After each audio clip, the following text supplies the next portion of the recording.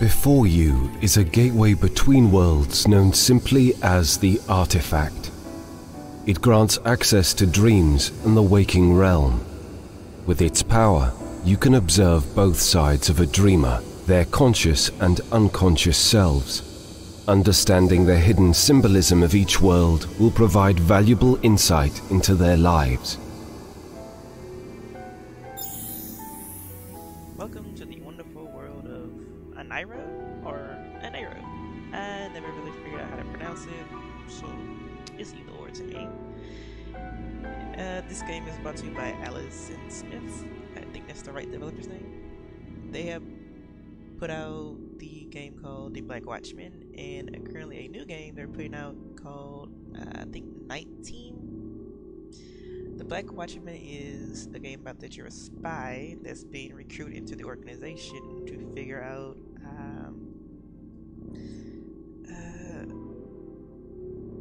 afflictions that are taking over the world, we'll put it that way. And Night Team is a hacking type game. These games are loosely tied into Funcom's The Secret World. The IP, the Black Watchman IP, was bought from the Secret World team, so they kind of licensed to use it any kind of way they want right now. There might be some more site, I'm not really too sure. I don't keep on that side of the world in gaming.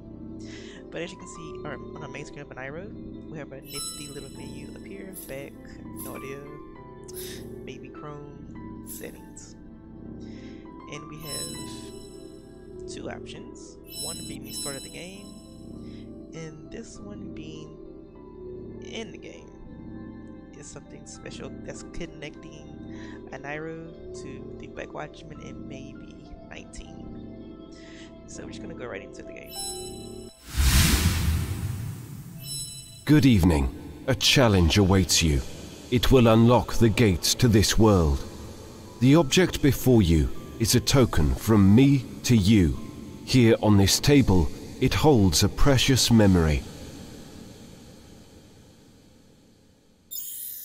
I have no idea who the male narrator is. I think he's the overseer of Ahnayro, or just probably the main narrator to this game. But we're gonna start right here at the glowing symbol on the thimble. Within each object are pieces of a whole.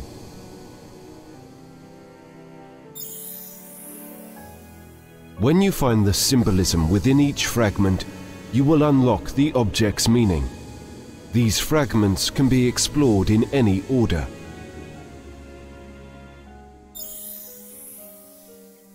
So we're going to use the first fragment on the speckled leaf. Each fragment is a glimpse at something larger, a puzzle that must be understood and solved. You must find knowledge beyond merely yourself. Research in the waking world will open doors in this reality. Descend further to validate your research. Okay, now we have discovered the meaning of the dream fragment. In this fragment we have a child in a bed surrounded by adults.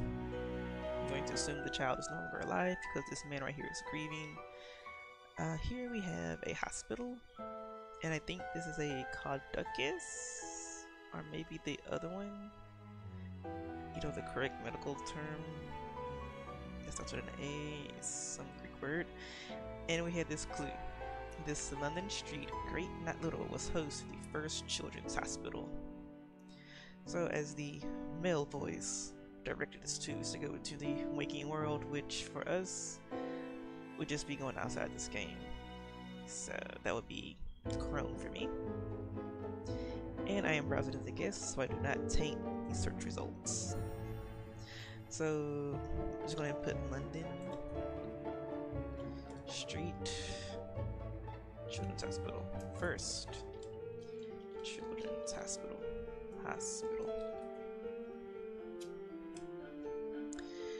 And assume if my internet connection wants to work correctly. It should pop up any minute now. We came up with the Great Ormond Street Hospital. So just click on that. It is located in London, and that is the same picture as in our old-timey photo. So we're going to click Sigil. You must literally draw a conclusion. This divine geometry, a sigil in essence, will bring you closer to finding me. Okay. I was standing in a small house in the woods, surrounded by a myriad of animals of every kind. A nest, lying in the center, held a little girl, myself, pale and asleep. The animals cried as I stood over her, and a little white bird flew through the window. It said, "You must clap, you must believe, or she will die." I tried to clap, and I did, but the animals could not. I saw she was doomed, and I clapped along as she died. No one could help her. Okay, a lady. But we found our answer. It's Ormond. So O-R M-O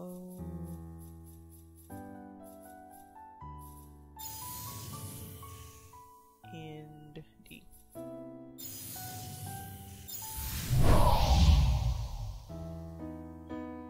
Great Ormond Hospital leads to copyright. So we're going to go to our next fragment. The moon, like a massive pearl, illuminated the scene. A twisted emerald lake, crowded with tiny ships. In a bird's nest boat, I was a little girl with a broomstick mast and bedsheet sail.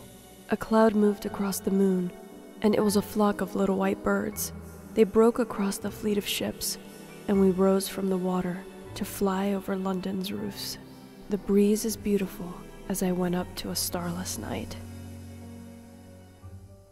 We have people in a boat, a snake, and a bridge. A connection you must make between London, a lake, and a snake. So, London, lake, snake. The Serpentine.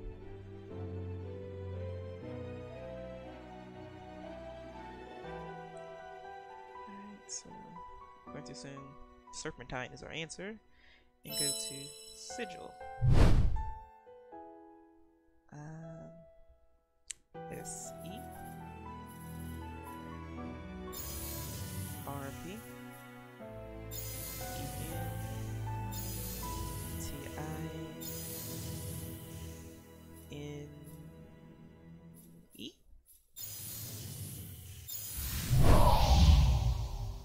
A thread binds each fragment together. An attribute of each points you in the direction of their similar virtues. Once you have found the hidden connection, the object's meaning will become clear. Okay, so Great Ormond Street Hospital, copyright. The Serpentine Kiddingston Gardens? So let's see. Well, the Serpentine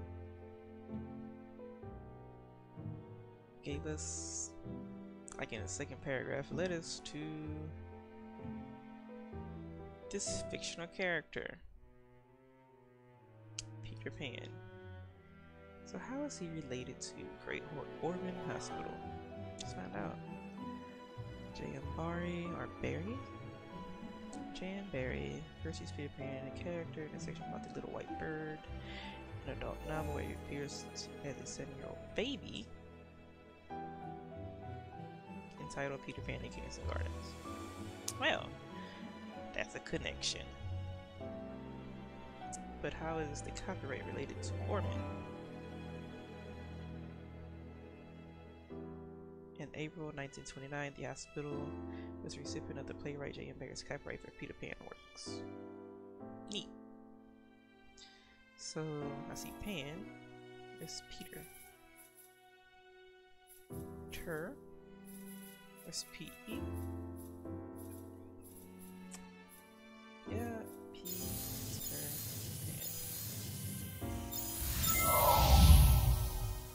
Now that you have resolved all the fragments and understood the meaning of all objects, you will connect with the presence behind these memories. Once this seance has occurred, new paths will open for you in the artifact.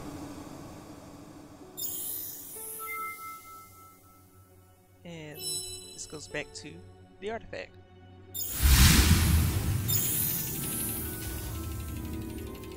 As you can see, we have something appear up here, and the start of our next fragment. You have uncovered something of interest in the waking world. You may leave the dream and view it online. Here we go.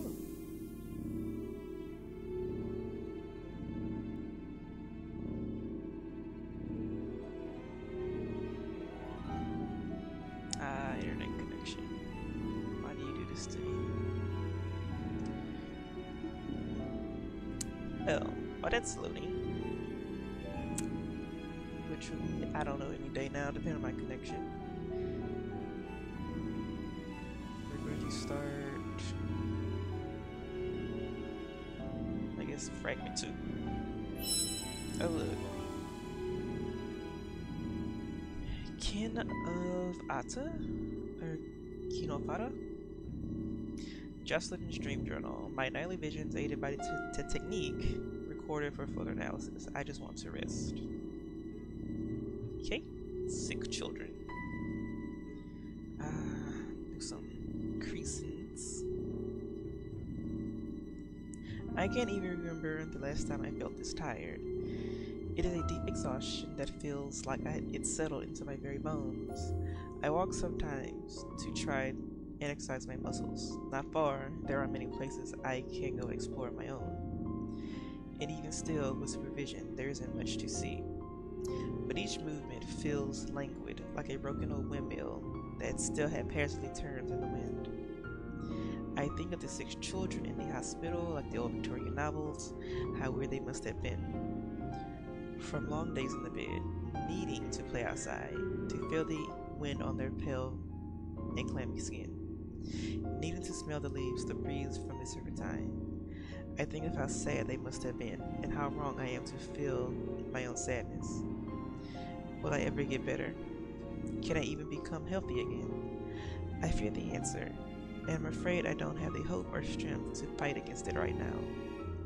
Something changed last night, but I'm not quite sure I can tell what just yet. I had another one of my dreams last night. The dream, it felt almost tangible, like I could reach out and touch it. It was so different than before. I felt like a fairy, flying from a beautiful faraway garden to this great industrial city. Then I was there, in this old great hospital. As an aside, for some reason, the name the Great Ormond Street Hospital was with me. After waking, I researched it online, and it didn't take me long to see the sturdy architecture, these cylindrical towers, and the many windows I knew so well from my dream. Inside, there was a sad little kid. Her eyes stared out the window beside her bed, and I knew she wanted to be outside.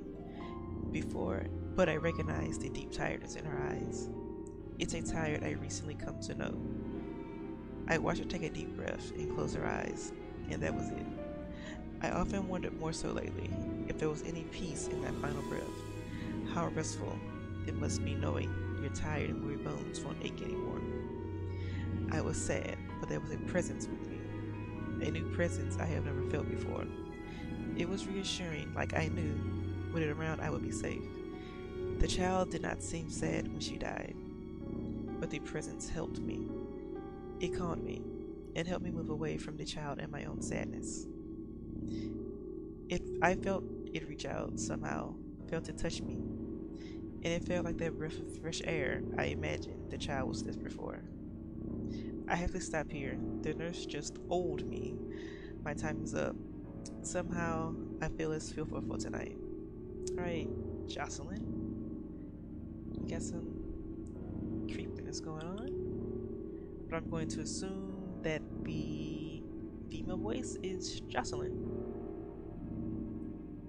And with that, that concludes the first puzzle. In the next video, I'll move on to puzzle 2.